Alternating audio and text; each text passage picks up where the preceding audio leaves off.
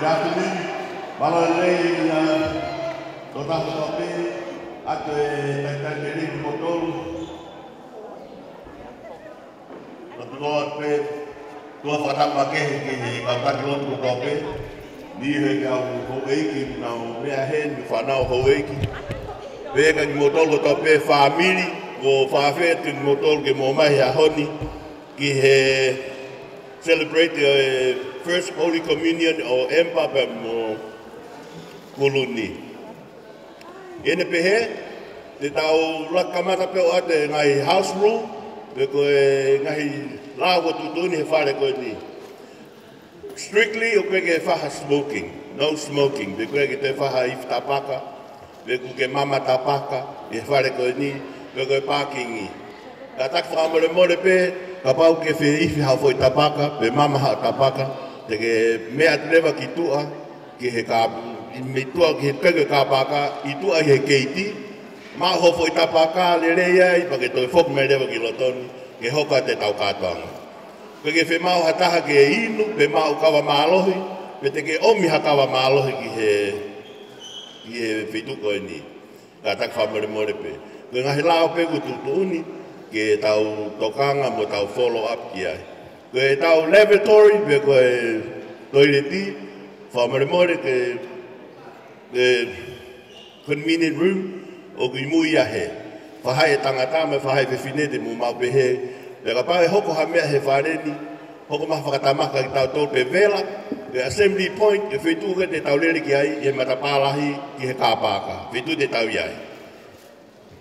O na ke toi sio koko PSC, so taha kumi ho motu a pe ho mari, taki mo ho whanau, ke tau he kāpaka. O strictly, whe mau pe ke tau tokanga e tau whanau, unga ko safety, ka pau nau alu ki he ngahi toileti, o whe mau hataha ke ne escort ki nau tolu, ke make sure pe nau safe. Na nau o tō pe nau o ngahe vai pe te nau hoka whatamaka ki nau tolu. Lahe ngahi palpare mo hoko pe he. Whe mau tonga e tau whanau, na tau noho ta tolu he ni ngano tolo kohi kohi pe mau e ngahi hori chibu ngai mai whareni. Ke ngai house rules strictly o mai, na vai to hiri te totongi ki o tau whaamiri. Kor whamari mora ka ki motoho no katoa, tau ahani momoko, tau hao ni ne hao mehe wesi te, noate, ahake, whe mau peke tau whamu kamate tau pokalama, koe 4 o'clock, wha o tau mawahe me heni, whe mau ke ahi ki taimi ke kirina apu e whareni. Pagu whe mau e koe wha tau, whe mau ke tau stick peke e taimi, hange koe kau muri. Ko tau lere pe tau tolu, hange koe tau hau me tonga, tau lere maafana pe, i he island time. Meu whe mau mahe whamiri ki whahoko. Ene pehe te tau kamata, ko ku introduce at peki mo toga ni, ko ku hingoa ka sione wheke. Maasi. Pea, koe wheke ia ki mo toga ia me la paha. Koe whake ilo mahaka taimi koko, nau honge hingoa pe nau whahingoa peki tau tolu ki ngahi. Hingoa he tohi tapu me ngahi mon manu he tahi. Pea sai, koe ki mo toga ni, koe whakapona i pēr ke whao tataki mo whahoka te ngai polokalama ka nea hoi. Ka kou whiawhi ai, whamalolah ki a Dave pēr mo Luciola, e na hanga o kauna ea ke whahoka te polokalama ka ni. Ka te tau kamata, koe te mātua taha ke hao o introduce te ni te nau o mai ki he tau tepire, pe ka hiri koe te tau tukoka tu lewe tau pokalama. Malo. Malo sione.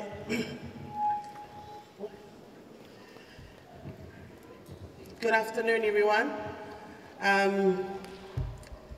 Before I introduce our guest of honor to the table, I would like to introduce myself. My name is Lucila Kavapele Hiko. I come from Lapaha, Takai Whala ki Kolonga. So if you're from Kolonga, raise your hands, hip hip hooray. Tue altu kalongalu, kovela mafana ababau, si e alo italau, hunelolo ala evalu.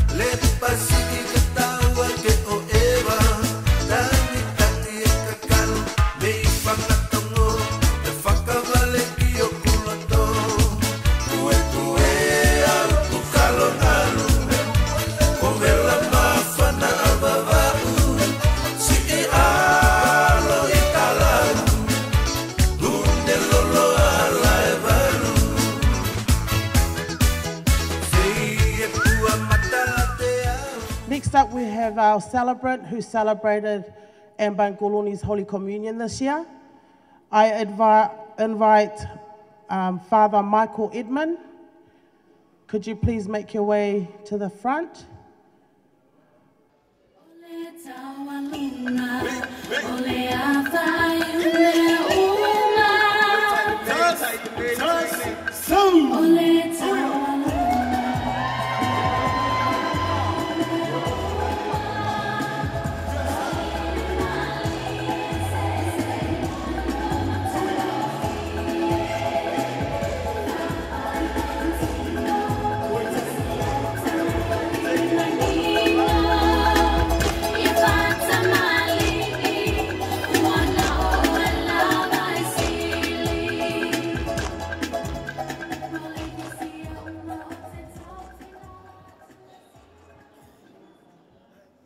Thank you. Now for the moment that we've been waiting for, can I please ask you all to stand as we introduce and welcome in the two special people we're celebrating today.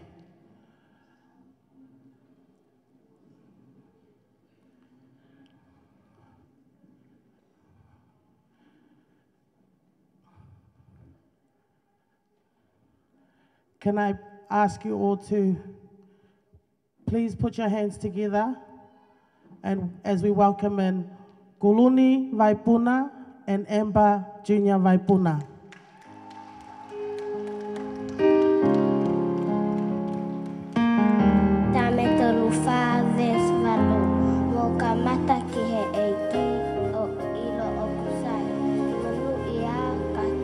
Escorting Kuluni and Emba in today are their two uncles, John Maile Maasi and Anthony Maasi, as well as their children.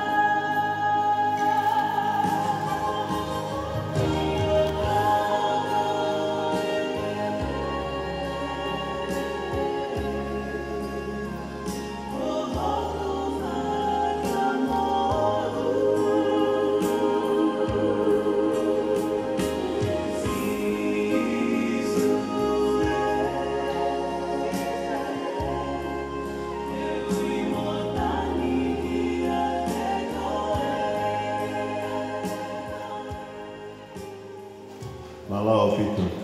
Mo me e finalo ko mo kanutuanga. Kai kamata e tau koro tarama. Sai, kore tuhening e o taha ko maka sa kiti. Ko e tau hi o St. Peter's Chanel. Kine whai invitation te ko e lotu kamata e tau katoanga. Mālo.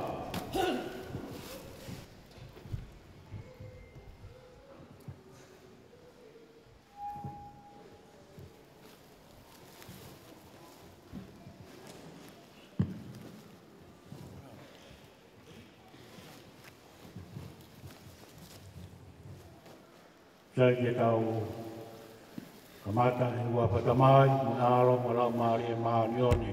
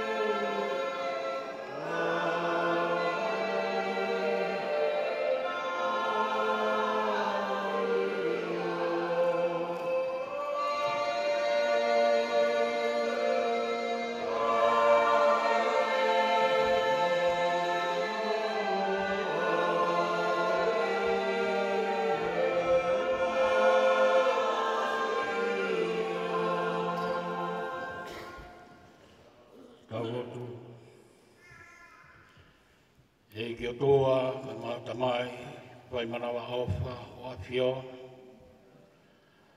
Ko e tui koe o taimi pia mo i tāniti. Ko koe e o toa, taru me mua i mua. Ko koe e ariwha moi o meka. Ko e ka mata anga, pia mo i ngata anga, o i mea kotope. Ko koe e whauni teni o lelei puripe, ai a Fiona, a ke ngauhi, ai mea katoa e univesi, a koe mamani a kumau iai. O kumau hangatu he houa whakakoloa koeni, ua whatataha i mai ki mau tolu i he malumalu e whare koeni. Ia kuoko Maria e mea katoa pe, koe uhi i koke a pio i ho maurotolotonga. Papetai e mau mo ui waiwaini, ho kei awhi ki mau tolu, i mau mau e mea opa, o e mana mai mo ui ki he aho whakakoloa koeni. Mau hangatu i o toa. Mau kore mua hola maari kene haerea e peo yanga koeni. Ka maaki ko hui ko e sakalameta kuo kari tamai o eke ka unga e kaunanga. A sakalameta mau inga i he siasi. I hono kari o sino mo tātaa o mau eiki hui. Ia ku whakapeta iangai ai pāmiri hono katoa. Kau mai siasi. I he whakakoroa mo tāpu aki i he loto whare koe. Mau hapai atu ki naua, ki na mau halau marie, o kuhanga marie ki hoa whio. E he mau kore o tua. Patahanga o e whamiri, una urawa mai me ngai tapa keke, me murina. Kau mai ngai whitu keke he tonga. Mau kore mua ke hoko e aha koe ni. Ko aho ia ke mau kaupataha i ono whakamooni. I he mahawinga o e kari he ongo tamai o eiki ka mai kainanga. Ai mahawinga o e sakarameta koe ni. Ane ongo mau kātonga i e ahoni. Ka ku mau kore o toa. Ke hifo mai a e merino, e mo lau mari e o apio. E mau kaupataha i e fia, e mo malari o a koe. Mau kore moa ho tāpua ki, tatai ki pātere, whāna maiko. Ka maa ki nau tolu e o mātua. Ka maa e whamiri hono kotoa. Tau e ka mai o mātua. Whakalau maari e kuna whanga kina, whakalau maari e ai mo toko wani he aua koe. Mau kore o toa. Ai mea katoa pēo ku mau whai he poro kalama e aha koe ni. Tōku ke kau ai a Fiona. Ke mau kamata mo koe, ke mau ilo kure rei ai mea katoa pēo. Ke tau whaosi pe pa moe a Fiona. Hoi a rotu pa moe hua ku mau whai o toa. Hua nake mamao, me te mau tōru. Ka tau peohi pe pa moe a Fiona. Ke whaosi ngā ngāwe a koeni. Koe mau rotu i a toa, ngai mea kotoa peo kai mau sia, e mau rotu mai waini. Mau kore mua, whakata mai milangina. Ku whangate mau koreni, e Seso Kristo. Koe ape ko mau whakamukui. Amen. E wapa tamai, aro, lau maarie, maa onioni. Amen.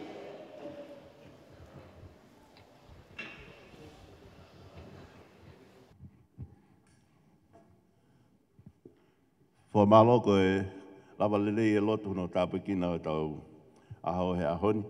I ene pehe ku waiki rea taritari. The welcoming speech e o atu me he family me tō taho ni ko Siokatame Waipuna. Siokatame.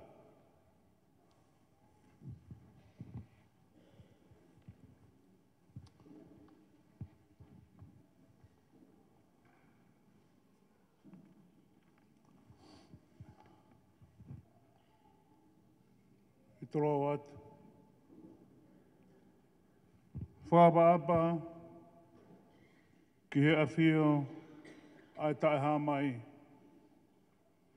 A eni o tau mamata ai, o ku mea ai heni, ai tangata e ki pātere, mo ki tau tōro kotoa pe, i te bire whakalangilangi i muani.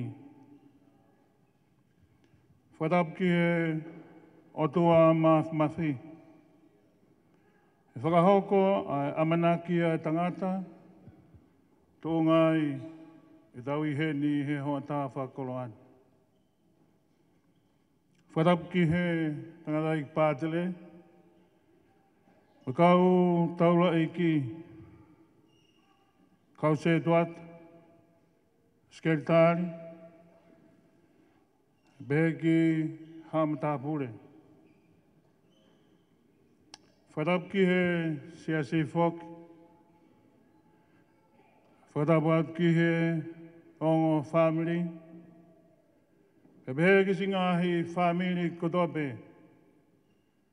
ko mo lava mai i he hoata koeni. Te tau whakailonga i ai aho mahu inga o kutau iai. Whakatapau ki ngahi kaunga me, e moi maheni, mo ki motoro kotope, o wawat ki ai whakatapu tuan. Tū mua ke o talanga fuahe, ki he MC, o ahoni he whatongia koen.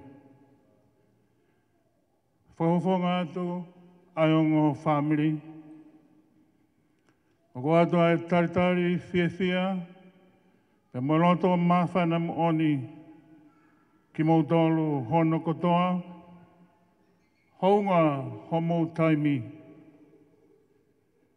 Ka mo lawa mai, ke tau wheo, mo tau toe whailoa ki fia he mo ui. Ko tau situa, he ngai haa oi hala whanonga. Kainga, e peha ki ka weinga, ke kamata ki pe mua ai rea koeni. Tama, tuu he whae, ko rea maheni pēnia, pe mo toha kotope.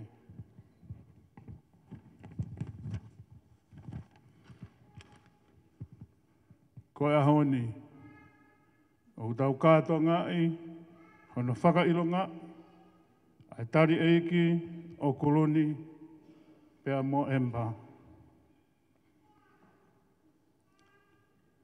He kata eke hona tau o koloni ko e tahanima, pe tau tahatolu a empa.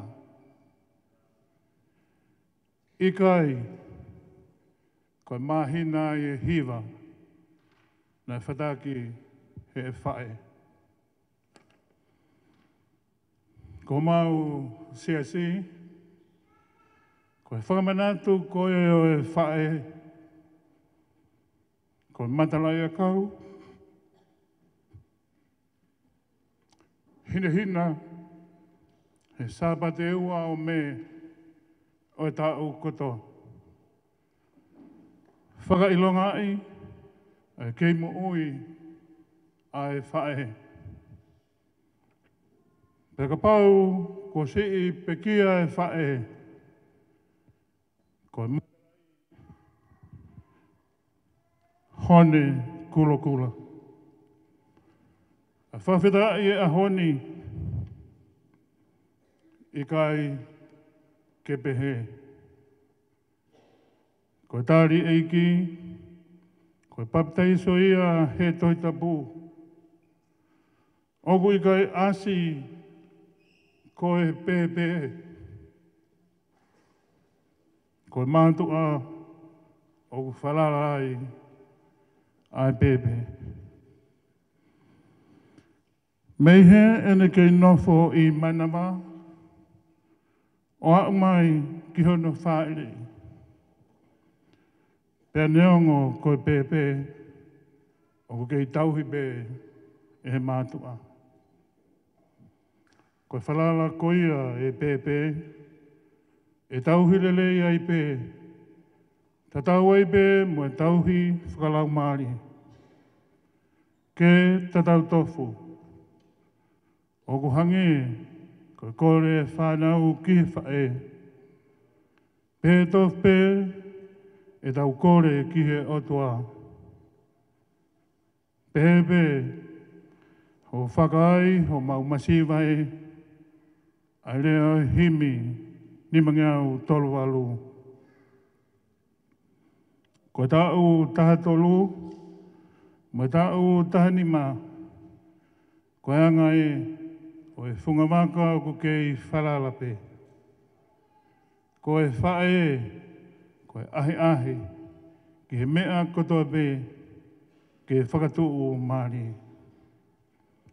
Whakawhitai, ho mou mea mai, ke tau whakataha he ahoni.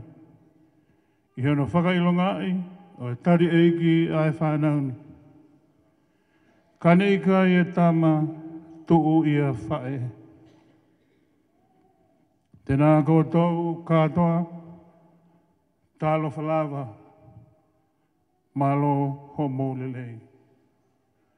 My warm, calm, Pacific greetings. Honor and praise to present your Heavenly Father for the miracle of life at this gathering. We are honored by Father Michael Endiman of St. Peter's Channel, Colony and Embers Parish Priest.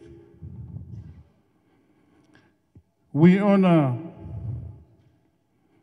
by loved ones, family who are traveled in to be here on this very special day for Koroni and Empa.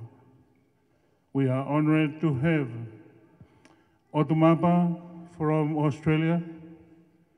We are honored to have Olivia, cousins and siblings from Eastern Bay of Plenty. We are honored to have Melly from Australia as well. Father Michael and the men Malo e Laumani. Samoa and Tonga have a long history before people traveled by airplanes and cars. Our ancestors braved the South Seas by outriggers canoes with the sun, stars as their maps of guidance. I have a few stories of this shared history between Tonga and Samoa. The first, Tupa. Tupa was a chief from Peru, from South America. This chief traveled to Samoa, and a port in Samoa is even named after Tupa, called Leava o Tupa. In the newest, a Tongan group of islands known to be closer to Samoa than to Tongatapu, a chief that is known as Tupa Olelangi. The second, Malinoa. On the sea voyage from Samoa to Tonga, a chief looked out to the ocean, saw an island, and said, Ioe ole Tonga, when it was actually as Marianoa Islands. The responding, a chief confirmed they had not reached Tonga, but had sighted Marianoa Islands instead. He said, Ioe Mali Anoa. And these islands become known as Marinoa. The third is Nuku'alofa. This is one account of a region of Nuku'alofa, Tonga's capital. There was a Tongan chief called Nuku, and when voyagers greeted this chief, they said, Nu'u Talofa, Malietoa. Most Tongans know of the origin of Malietoa paramount chief title, a broad history when the Samoans expelled the Tongan from their lands in Samoa. The Samoans defeated the Tu'itonga Talakai Whaiki. Today, we are separate and celebrate Koroni and Embers First Holy Communion, the most important of religious service in the Christian churches, just as there was the sharing of bread and wine, a symbols of the Last Supper and the death of Christ. On behalf of Lucy and Davy, I welcome you all to share bread and coconut juice in celebration of Kuluni and Emba's Holy Communion. Malo of Art. Katau hoko atu heni, ako mea mahuinga taha ni aho ke whakata e te pile. I'm introduced Father Michael. Please, blessing your food. It's been prepared. The opening of the tables as well. Thank you.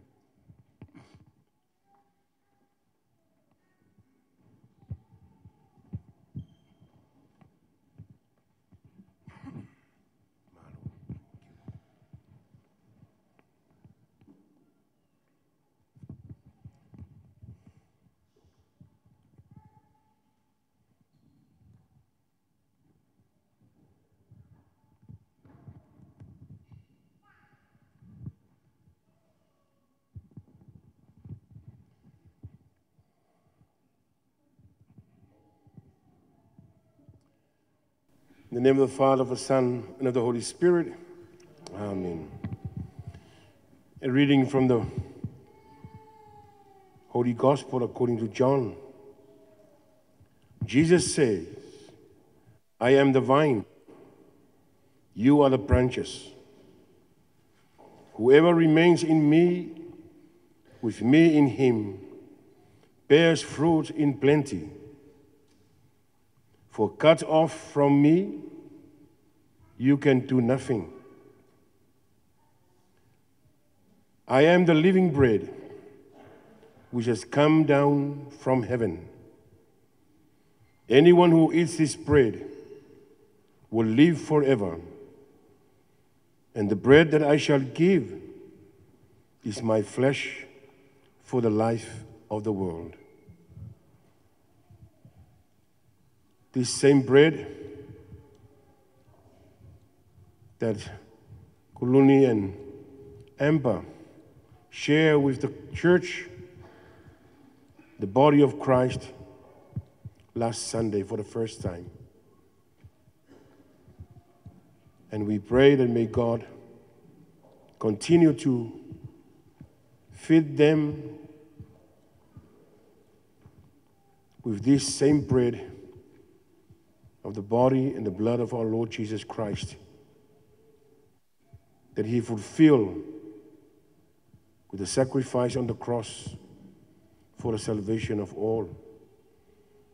Heavenly Father, we give praise and thanksgiving to you for offering yourself as a spiritual food for your people and for your children.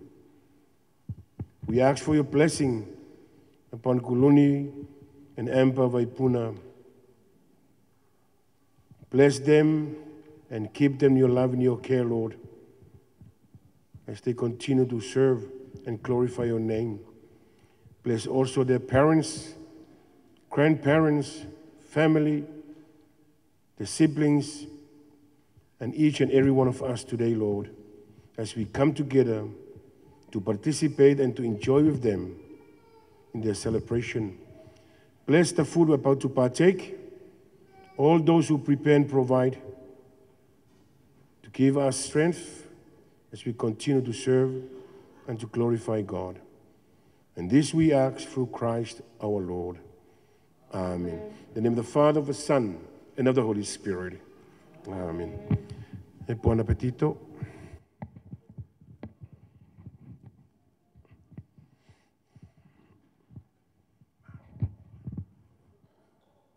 Thank you, Father Michael.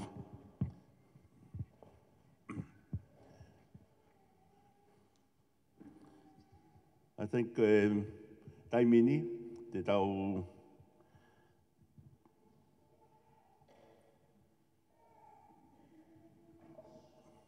o ke hoa keke.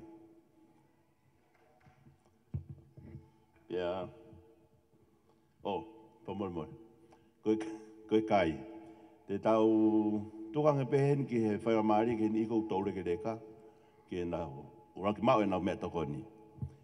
Tau kamata pe he te pire ki mui he whahai koe, te pire e ua. Te pire e ua me whahai koe ni. Ke mo mea ki he tau mea kai. Ke tau mea kai ulahi au pitu.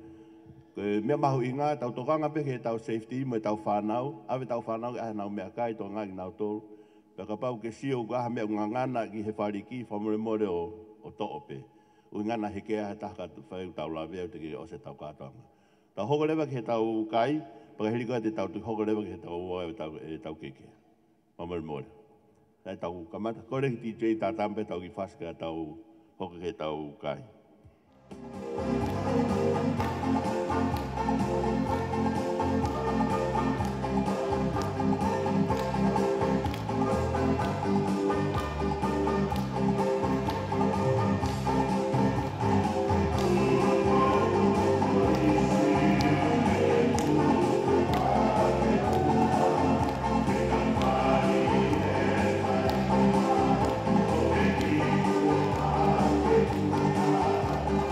Yeah.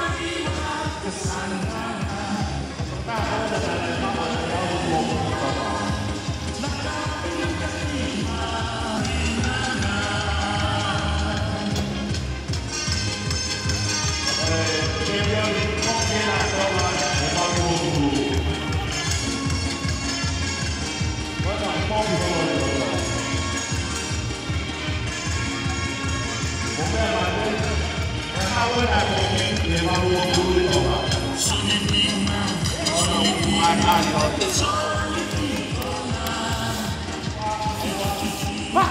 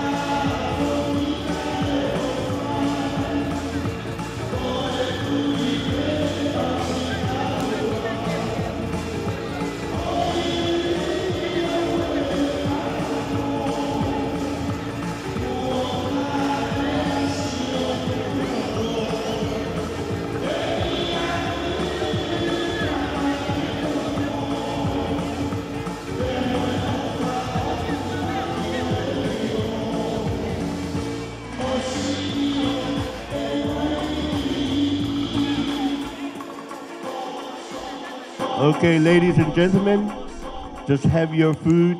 We are going to hear from Ampa. She's going to sing a song to entertain everyone.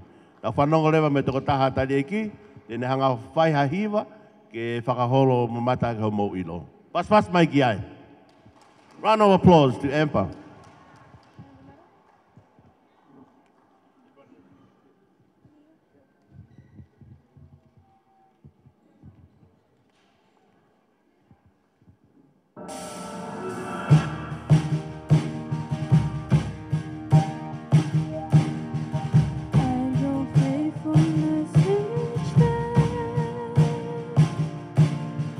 I'm convinced it's not because I am worthy.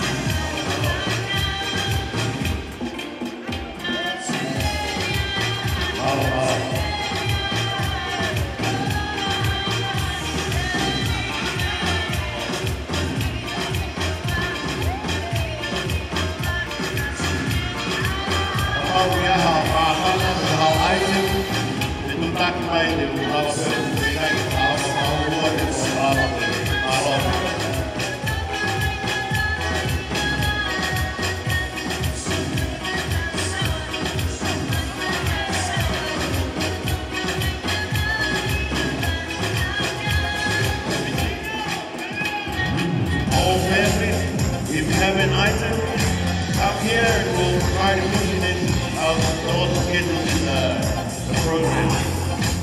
Hello.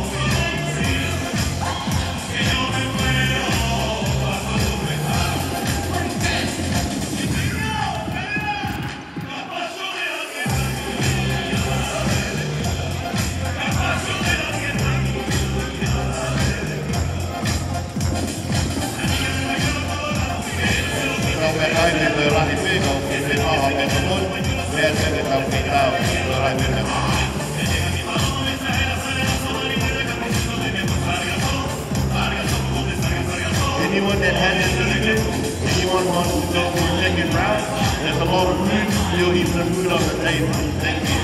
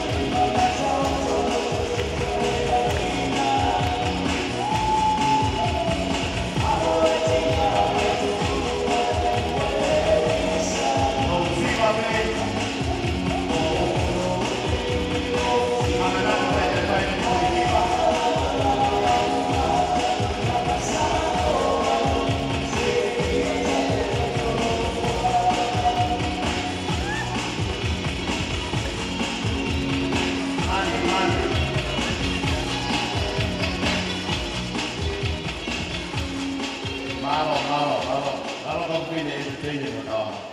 Mo be ai ko pe ki lawa. E ata ki na he ne ko ne ma o ho communion ki. E fa ki hiwa ma te kakolu.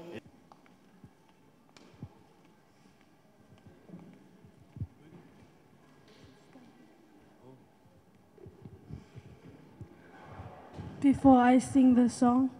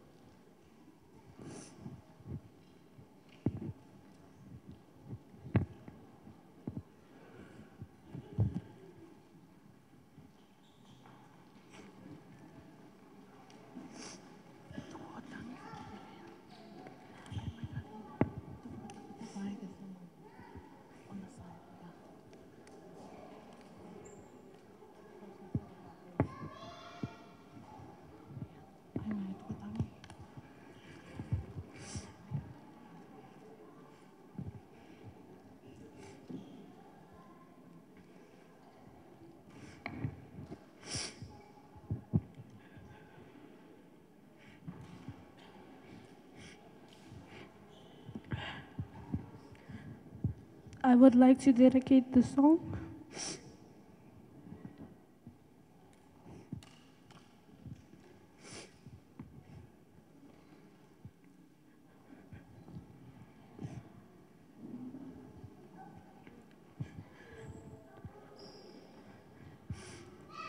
to my nana.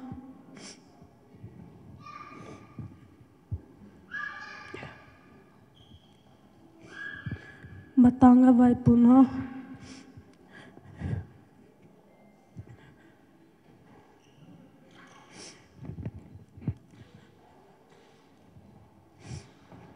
Who isn't here with us today.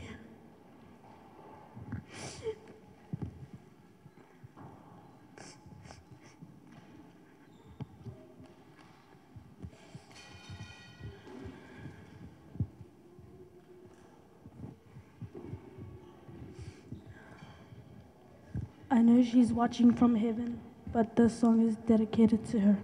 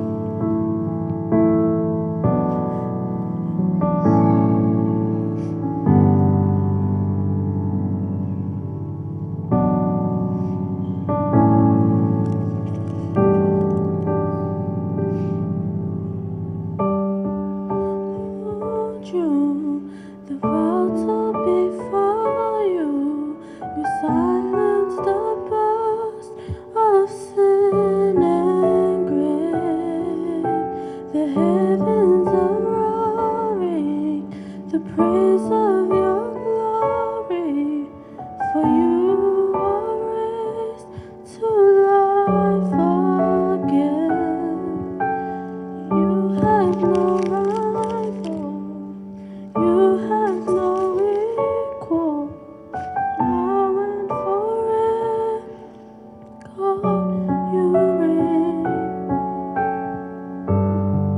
Glory, yours is the kingdom, yours is the name above all names. Yours is the kingdom, yours is the glory, yours is the name above all names. What a powerful name it is, what a powerful name it is, the name of Jesus Christ my King. What a powerful name it is, nothing can stand against. What a powerful name it is, the name of Jesus.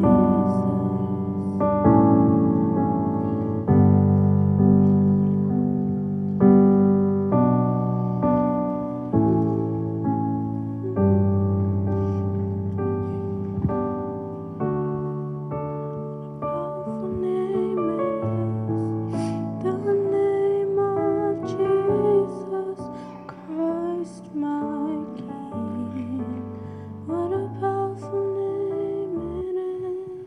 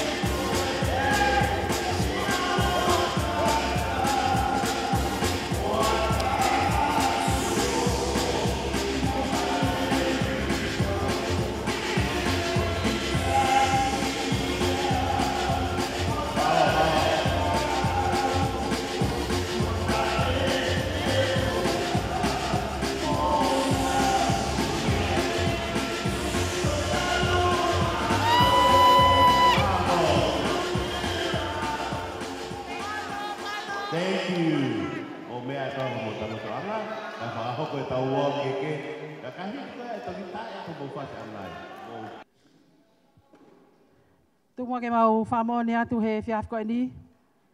E si suke ke mau e mau ngahi mea ni kotoa. Ho mau tare ni ti ngahi tau. Ai whanau wharepe moi koloa. Tungwa ke u whakamalu atu. I he ngahi whakatapu ko osi hono kamata aki e whiohi angani. Pea tuku mua ke huwhanga atu ai. Kaya tā moe ki whine motu atu ani. Ke whakahoko atu ai whatongia si ngai whae. Hange koe lau. Lahi peka kai. Kako hai au. Ke tu o tongia e whatongia. Ki mua ke whakahoko ate whatongia. Tungma ke whakahoko ate ki whine motu atua. O tā iloa koe. Ko hoku hingoa. Ko Kristina talanoa moe loto. Mo unga, mo ataane. Tafoki me ngahi ngaue kulelei. Akau ola. Koe tu unga ku tua e whine motua koe ni. Hange koe ku lawe. Lahi pe ngahi whae. Whaofa. Paku i heni me ngahi kui. Ofa mai me whae toka.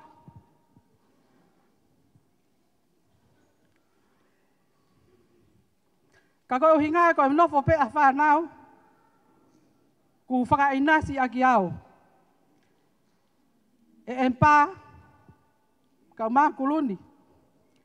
Ke ulere mai o whae e whatongia ko eni. Koe kui. A empa pia mo kuluni. Whae koe ahola. Koe whae ia koe alusiola. Koe nau kui ko Selafina. Lahia Selafina. Si e kutamai.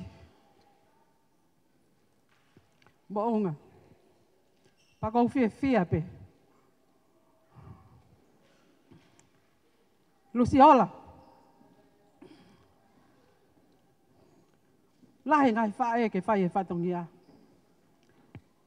Ka aku tonu pe ho whiri. Te ke kei pui pe. Te kei tala whatongia pe. Ko sino koe ni. Nea tonu ke peito pe. Whai mai ai ke holo anga o ongo tamaiki. Ka koe whakakoloe a honi. Ko lau tāpuaki ai. Pa ko whamoane a koe ni. Famili. Ko whamole mole atu. I he puna ke mooni koe koviau i kai te whaafufu. A haku hingoa ko se ko pe mahino e kupala ku. Ka te upuke atu pe neongo ku tai tau. Tu ke whakahoko e whatongia ko eni. Ko hinga. He kutala pe ai a hoku uhinga. I he tau potu anga mo e holo anga. Ongo tamaike a ko eni. Tu mo ke whakato atu e ngai whatongia o ke he whiaf ko eni. Pa kou kore atu. Kore atu ke ku whanau. Ka umaha whakamoko puna, mo e kukau ngā we, mo teu mai. Pea ki mua ia, kou kore atu, o ua na ke whaiwhange ku ke hu mai ki loto, o ku tōha mea ki toa. Koe mā opo pengena ku mohu aki, whamol mole. Tau he mol malu e whatongia, he koe aho i neongo tamai ki, koe aho mol malu.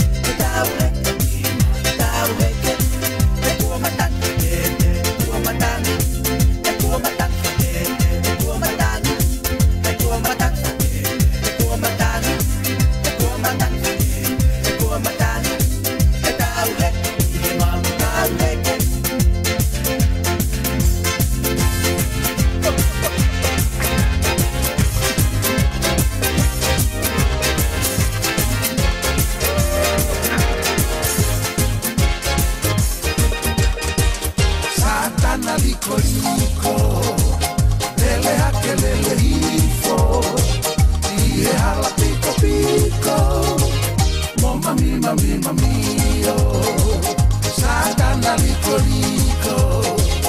Lele ake lele hifo Ie awa piko piko Mo mami mio Satana fakala Ko elelo mana Fortu mai kata Situ akai kaanga Satana fakala Ko elelo mana Koi kotoa kuki iveve ko ini.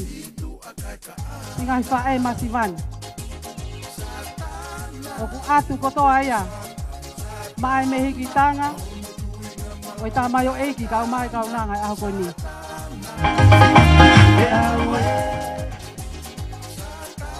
Empa Maryland Vaipuna. Pa mole. Kuti ho mawiwi. Ke whakakakato e whatongia. Ki he langi o aha koe ni. Whakaamu penga hi whae masiwa. Ke to'o mai e koloa mahu inga. O e tapa kotoa ke whakahoko ake ho mau whatongia. Ka pau kutono no e mau whai whatongia aha koe ni tahine empa. O atu. Ki o ta mai koe ni o ta whaaki koe keke. Pakataha mo ki fine motu a fai fatongia ko ini. Holo anga aki. Na mata fare o. Koia ko kotoa ko ini. Ko ilo peite ke mau hoa foke fa. Ko kotoa aki veve ko ini. Empa Maryland Vaipuna akau ola. Alu pake fakakau kau.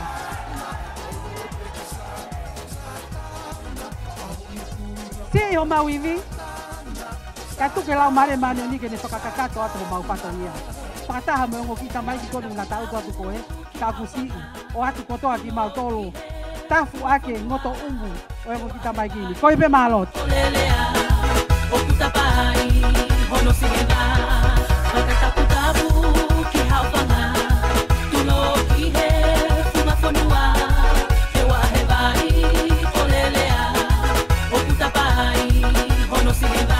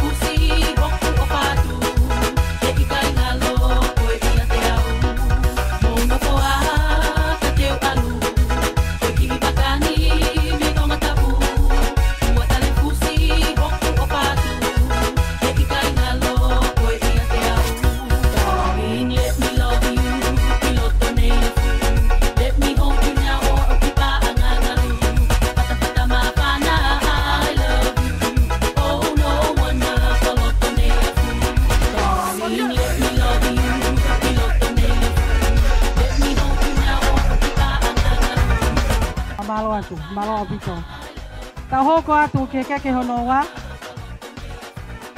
Koi keke ia. Koi takadai ki patele. Tau hi palokia. Sangata petero sanele. Ko Michael Edmund.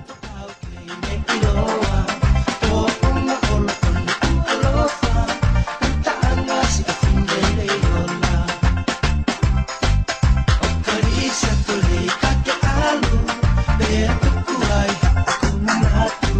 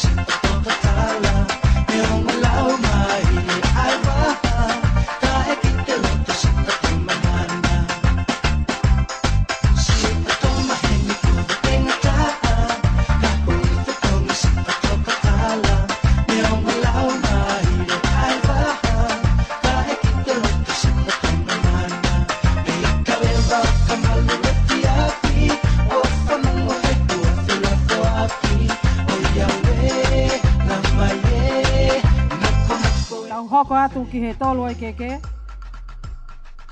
O kuhiki ia pe mai tau hi o siasi maka sakisi. Tamai fasi.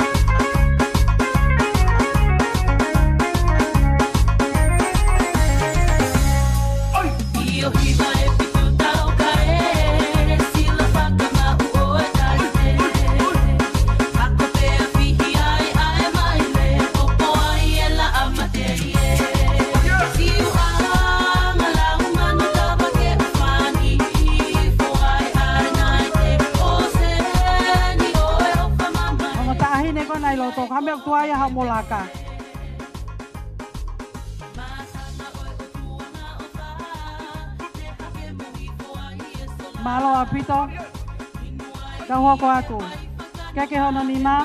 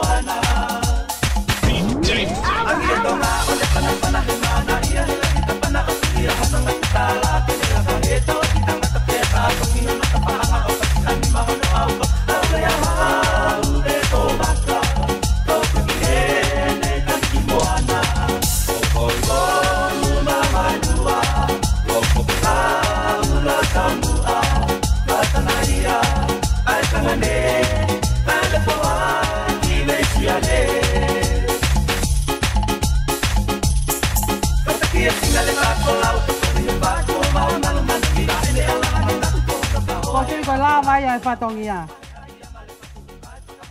Pokor fa more atu. E matanga kapau ko fa mata tu ai mau fai patongia. Ange pe ko kule ane nai. Mon pe ko ba ki mau tori ka te mau fa fufu. Ko mau fu hinga ko se ko pe mai no mau palaku. Ka te mau pu ka te pe no mau tata au. Fa more atu. Ko la vai ka to ko ke fa osi ko ke ya ko mo au mo ki mo tol ko to apene lava mai ke tau fa fia a ko ni. Ko fa more atu. Hanga fai fatongia singa fae ka mai fa na mo fa mo puna. Ku mo mea i mai pe ko si no fo pe a fa nau. Hala ka ulu te aia. mau tolu ya ko kisi kau fa e pe mo kau singkolo mo mea pe ko ki film ta fa fitong ya ke singkolo pa ku fa mole mole atu ka pau ki ha to fa tongia si ku fa nau mo fa mo ko puna tu ma la male mano ni ke fa ka to ki mau tole ako ni ko ya pe fa tongia to fa e ki atu malo api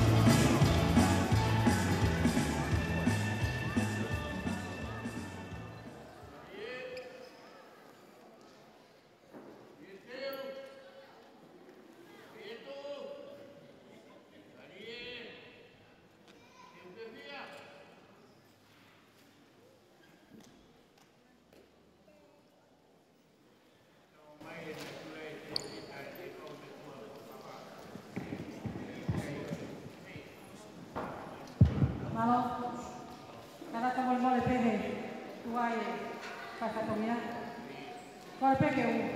Kau hufanga tu peke ngai tala pata. Katu ke pangawa teki patongia tu ako ini. Koe talong ko ni ko talong ayah.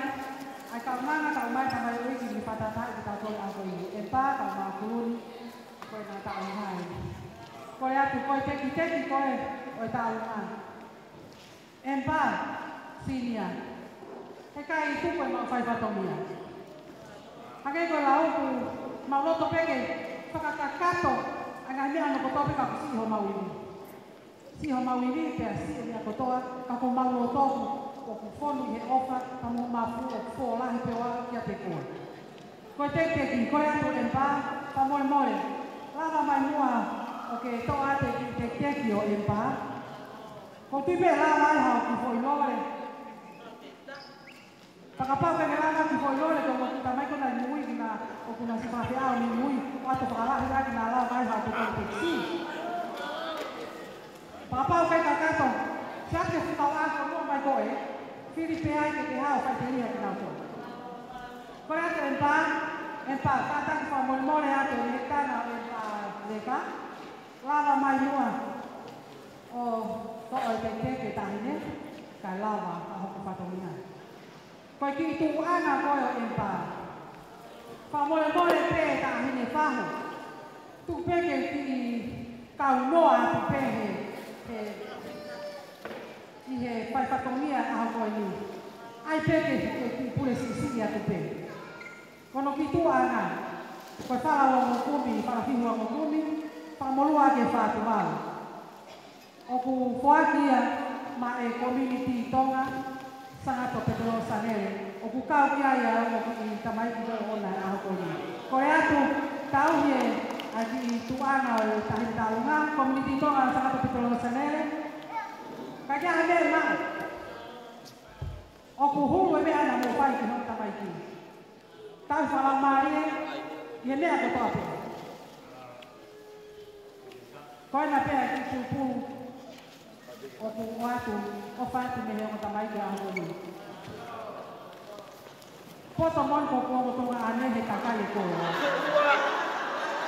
Kalau kita udah ada cara ini aku ya, Pak Petra. Lord. Ada tu ngomong pui ko kuna poto ini kakale ko.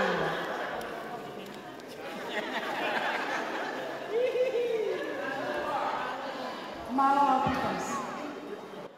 Kamai Pak.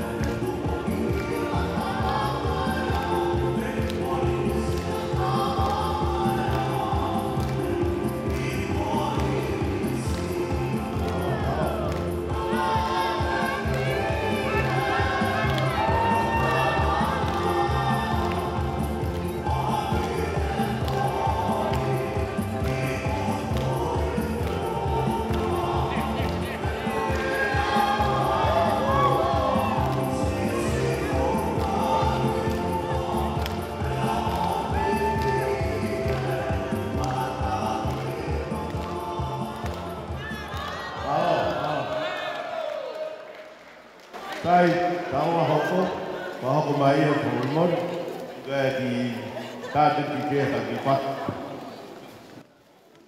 Kawaha mapa ki tātu. Hoko.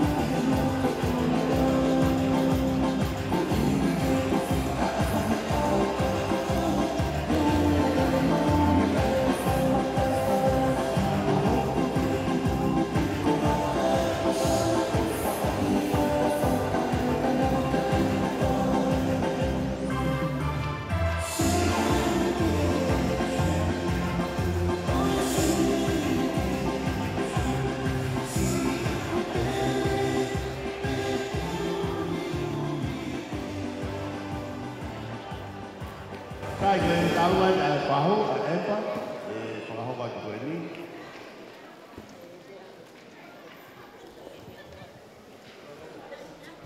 Kore peke hukana e whakata atu ko ia na kamata ake ka kupo kalama ki Kotani. Ka ata mo mo au whenuto tu ani ki whakahoko atu ai ki taolunga ai taine tahua aho taine ko Emma Marilyn mai puna. Oku Lucy. Iyo. Koe ka taki mea te mau ki tahi talunga ki Aki mua hoko te mau ki whakalea, ko whekore pen te tahine ko Empa Marilyn Jr. Empa? O ko tupe ku. Ko wha kuluni. Kuluni? Kataki te kuluni o mea mai te o ku e tekteki e mau ki taulunga. Ko ilope ko kuluni so koe tamama ki tunga ani. Ka te sino kuluni he tari e lo putai ni. He to kono whakatu whafi nea ukinau waiwahe sesi. Ka ko tui peko taine no kei te whanau ta whakatunga ani. Te hare waia. Kuluni kue te tantalunga. Ko tui pe e silawa tuha o ki koe askirimi ai. Pea mone lau na tomu pe whiri a te ini he kamata ana. Manatu, he na hau pe alusi. Na e ngahi pe whanau me talo hono tō me ke mamani. Koe ke hofo mau sino, tana ki toloa he sino whanau alusi. He koe kakai ia o kunau tawhami. E lusi o ata whamalo ka te koe ka pehe ki o whakawha ko whamiri no koto he whakalangilangi whahauko ko mau tau kete koe ko Empa e ahoni. Malo he mea kotoa, koe mau ilo pe te matu o mi wheo whai halea whakamalo.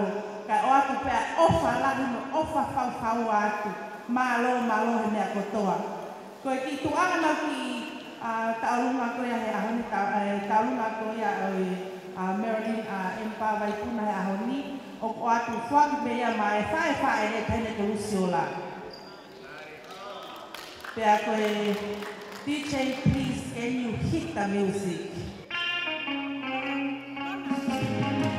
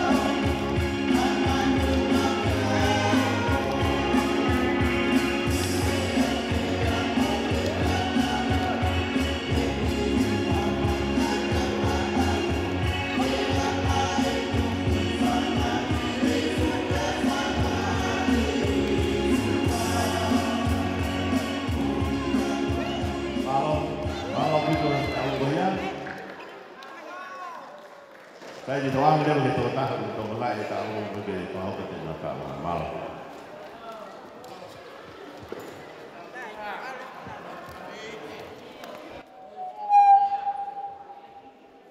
Kole pe ke o whakatulo watu, ki e tala malo e whanua ke a moe lotu. Ke a tala ngata e te au o whai ki tu a mama o atu, ka tuku pe mua ke o whakahoko atu e ki whatongia ko eni. Ko ngare i pe api e taini, ke a granu e ki whatongia o whakaamu ke whakahoko, e osi e ni. Ko ia ko kore. Koe ki tau olunga koe ni, koe tau olunga i e whangamehi ki tanga o hola, mo e whamiri tamai kotoa a hola e ki ta alunga koe ni. Ka taki pia whamole mole, koe ne aongo koe masimba, holi e loto ke huru, ka ko uhi pe kese e te kusimo o moe. Hola te mosaiki, o ku houla. Ho mo tonu e tai ko to atu. Si fai ko no nga ni na hala no me pa mama o. Ko uhi pe ko o. Ko ki te ke tau no ko ni. Ko to la ta ha. Ka ta ki te Luciola ta mo te ko si o mari ngari ko no mo wa le ti. Ki pe mu a te ki ko ni. Ko si ko ani ke ni mau sai ti. Koia pe malo.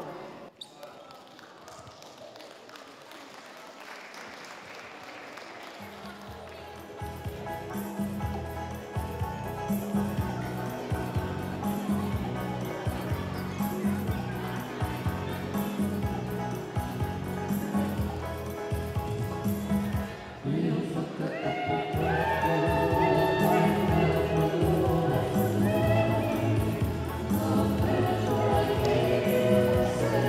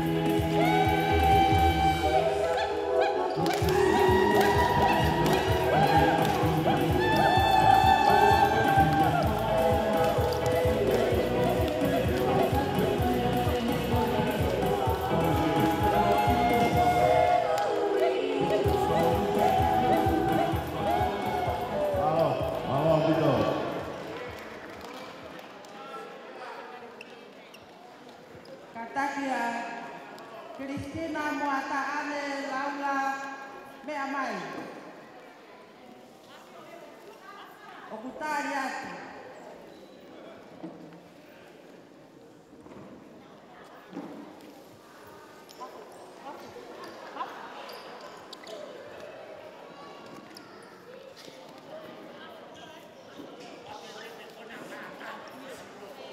Kadang pamole-mole itu tahu apa hoko ke hak muatan ini. Bumi anda di roto kita ini, kahit itu kuliah, hoko macam apa uruma ay parokia, koi pakai leha muat ini fai kau uruma, asal ngato kecelosan ini, kata hoko lebat lebat mau.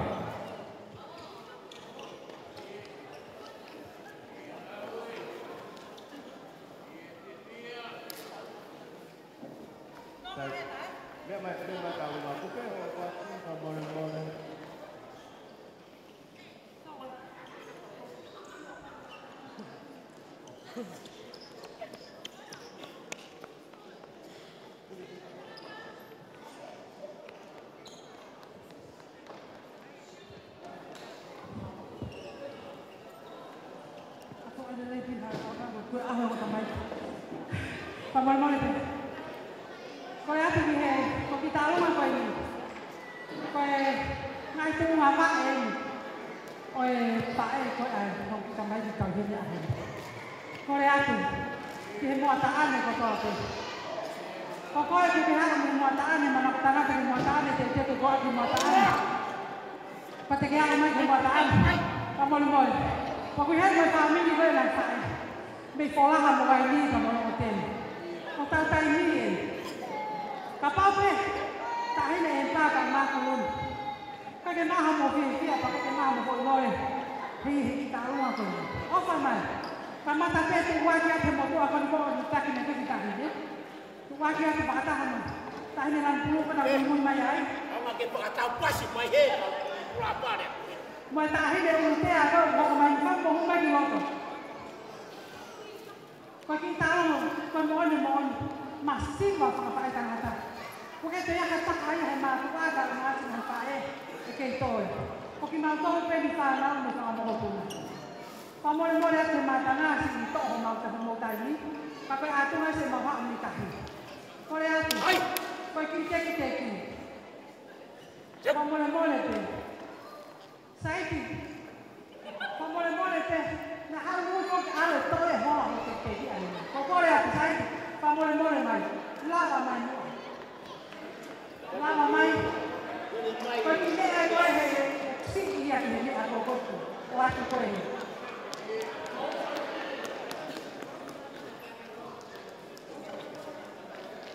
Hakai kau pulang saya di papa pusing, tapi aku tu ada kelas ni, aku tu ada apa ini apa. Lama kita kau membawa kau ni. Kau apa malu tak?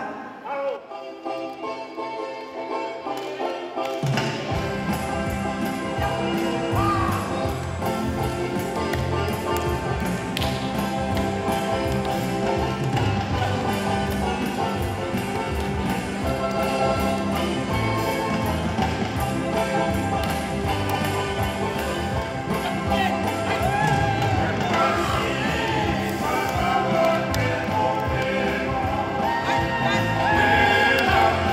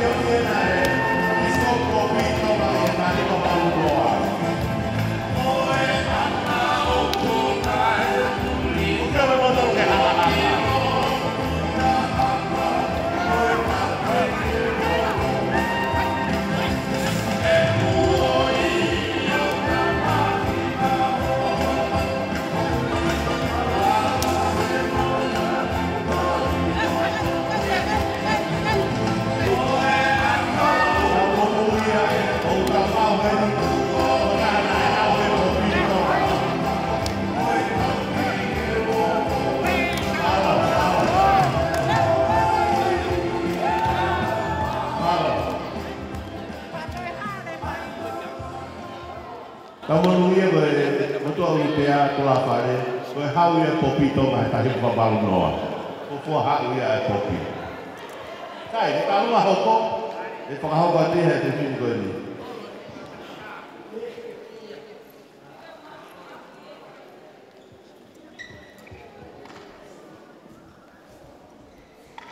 Ko kore peke u whakamalu atu.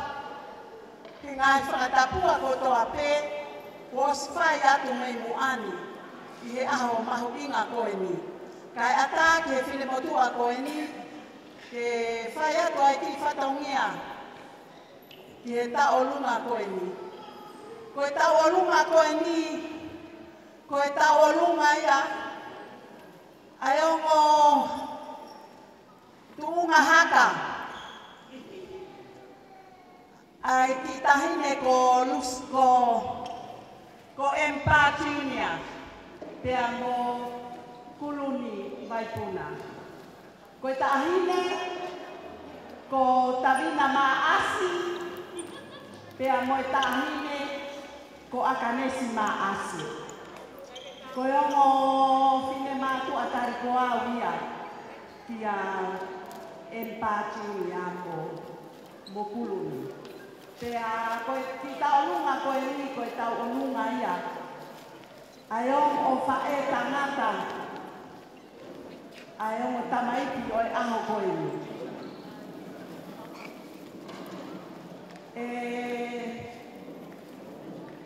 Tahine Luciola Vaipuna. Whakatulo aku mo koe. Kai kore atu ke lava mai. O to o ange mua e teki o tahine tau olunga. Kai ke iai hamea e mo ua. Ke whai ake whatongia. Ki loto a aiongo whewhine.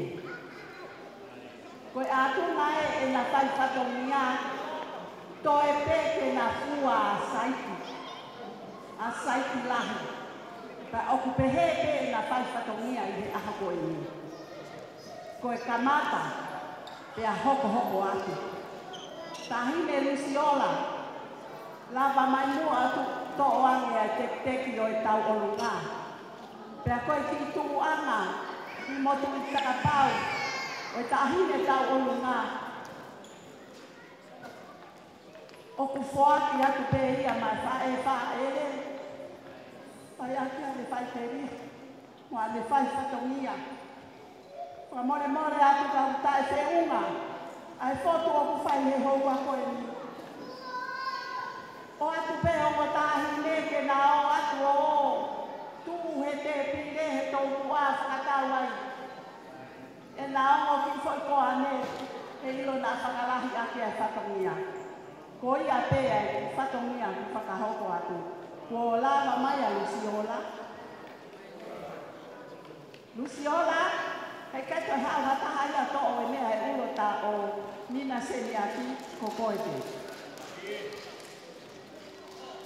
Ai toi pe mini te taha pia hoko e whae. To o. To o he ki te whai te riha.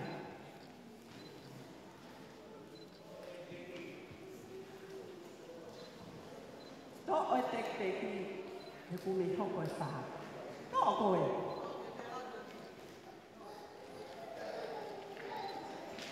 Si. Malo au ito. Tā kua whasi.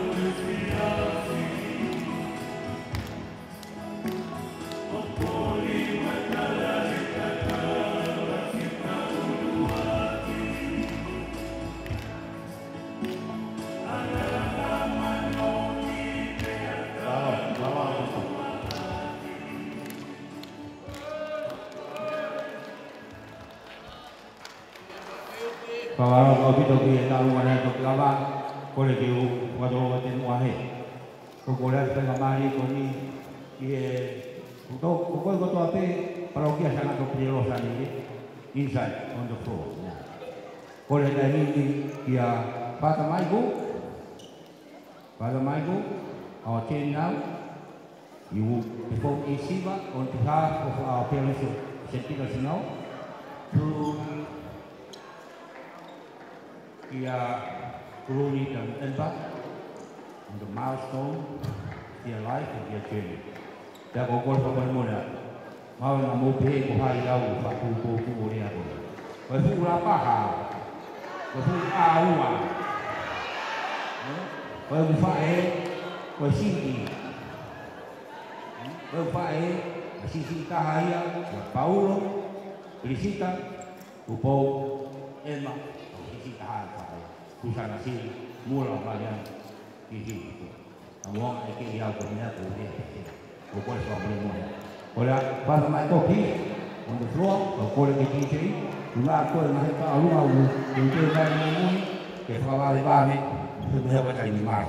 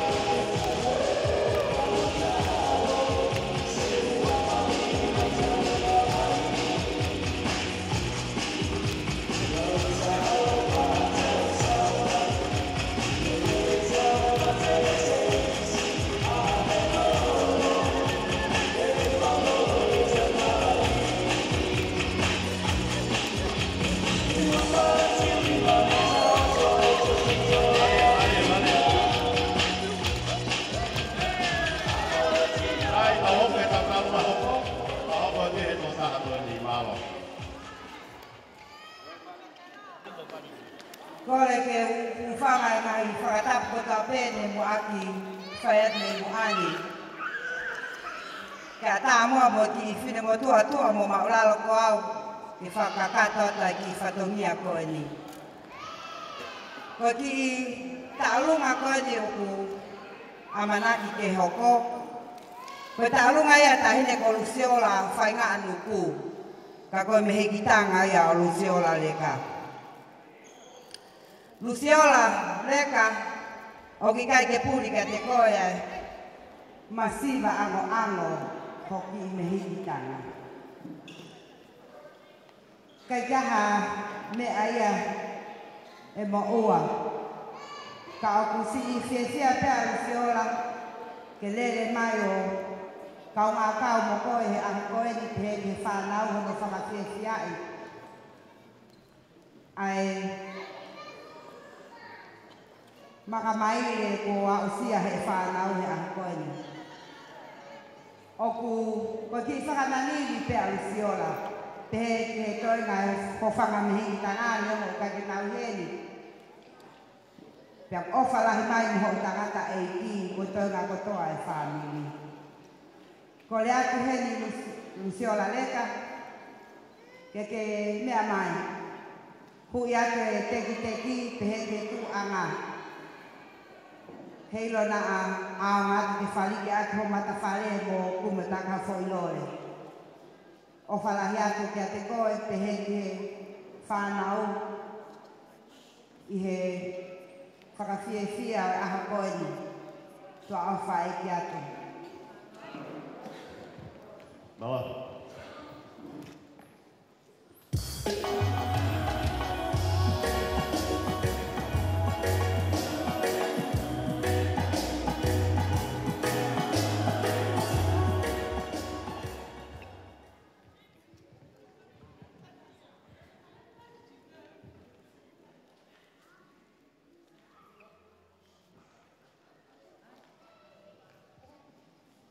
Tuge teki.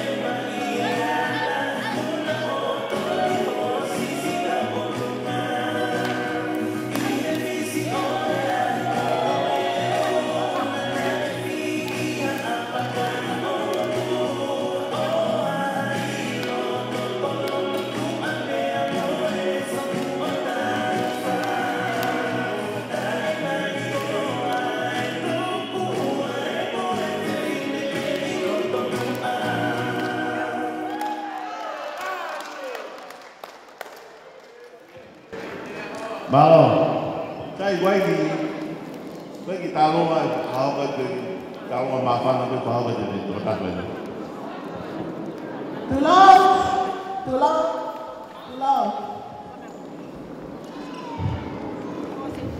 Kalau salah yatu, malo elelei, talo salava, and greetings to you all.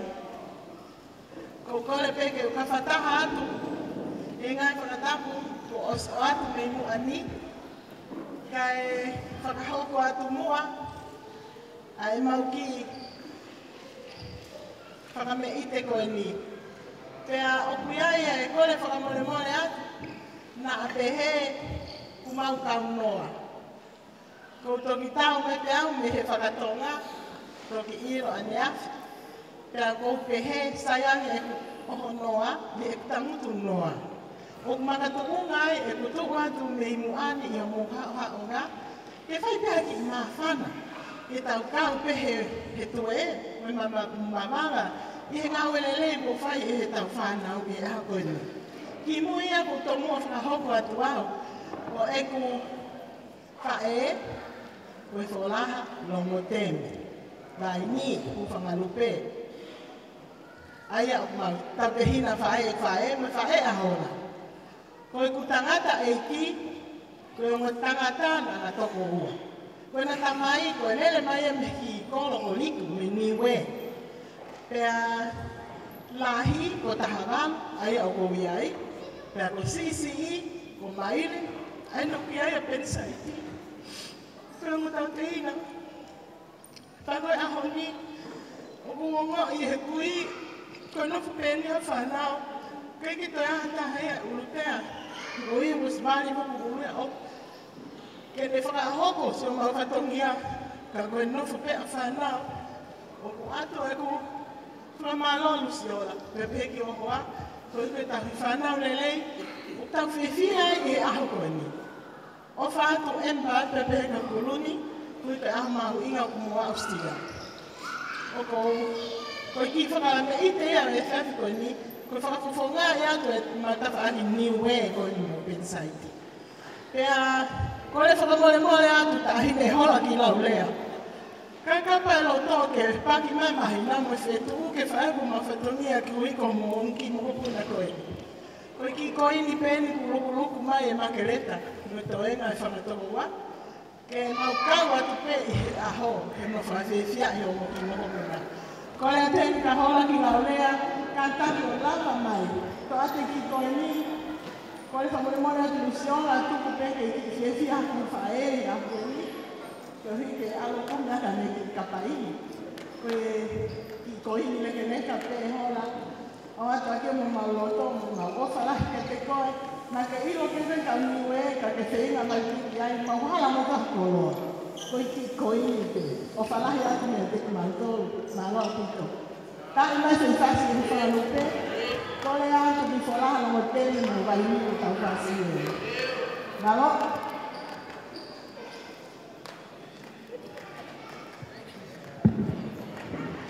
Como el señor Rafael.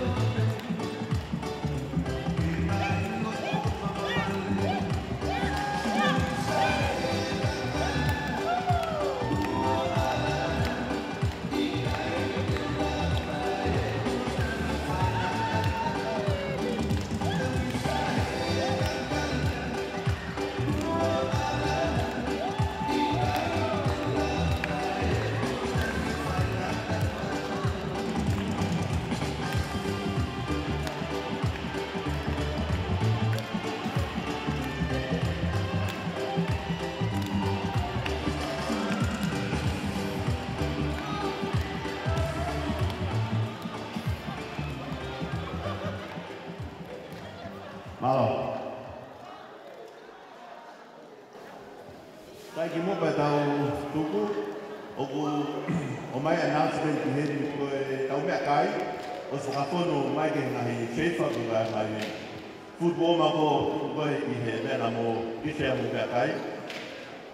Ko koe pe ke whemau ke totoha ki pereti api ki ho Māori, pe ko whanau, pe ko kahape ho whāmi, pe ko totopi ki api ki ato whaipia atape ki mo toa mea kai. Whemau pe ke Oscar ato mea kai no ape mo kin ape e tau hono. Ine pehe, tui koe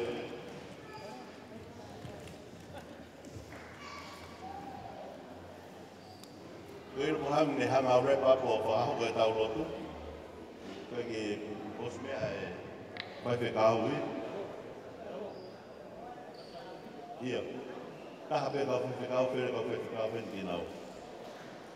Whaho tau lotu tuha tau tāpua, e tau whoklere koe tau ngahi api.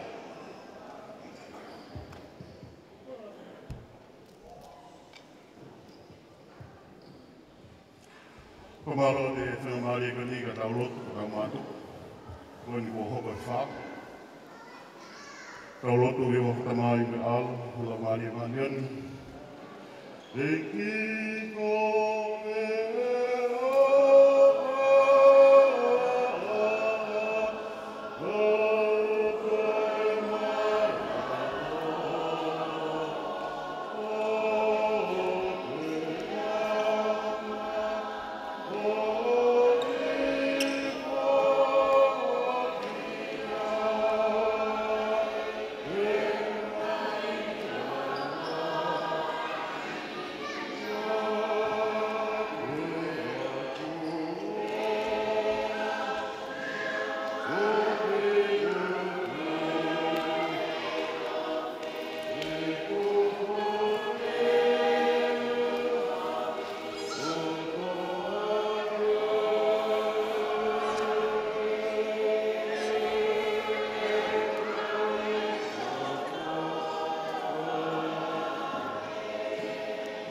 Toa masi, ko ia koe mau tamai whakahewani ai a Fiona.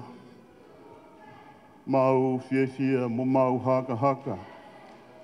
Aho whakakoloa e ko mau whia. E kona koe kau mai aho a whia. Amalaki e ke mau mātuku. Mau ilo whakapapau ne a whia ho lau maari e maari o ni ia teki mau tolu. Hake atua ia e whilau lau e whakawhitai mo e whakamalo. Ko e whainga maari o e hoa whakakoloa mo whakaofa. Ko mau tai maari ai. Mau kau whatahi e whakamooni. Si tāmai o eki ko kuluni. Kau mai si kaunanga go emba. Si e nā fuafua atari e sakalameta o Eukarisia. Whonu tāpua ki ho mau loto whare he hoa koeni. Me guatua ia e whakawhitai mo e whakamalo. Whakawhitai o kuke i whakalau maari e pēa e mua waka e kātoa ngai aha koeni. Whahu mo e whakalangi e aho. Whakangengei a koe ako ho mautu whakaholo. Kei omi i pēke si i ngongo whamiri. Koe ako e ngahi whatongi a hulumaki mei mua. Mo ki mau tolu katoa ni amana ke mau mātuku atu. Haere mai lau maari e maani o ni o ngāhi ki mau tolu. Ke ho ata atu e mau toonga mo ui mo e rea. O ku mau tari mo o ni a kalaisi ke he mau mo ui. Whai mai e aho mau tāpua ki mo mau whakama o ni o ni. Malu i hao ki mau tolu e hala whanonga e whi whanonga aki. Mau ka mau ha mālolo he fiafi koeni. Whafo e o mau iwi ata mai te puho mau lau maari e. Ko ia ko apongpongina mono ngahi koloa wholofola i saioni. Kau whanonga tō maua me a Fiona, keke i a whio beko mau tamai. Mau ke ino whatai beko o whanau. O whonga kotoa e mau koreni a Kristo beko ho alo ka ko mau whakamu ui. Amen, i o tamai me alo, me lau maari e manioni.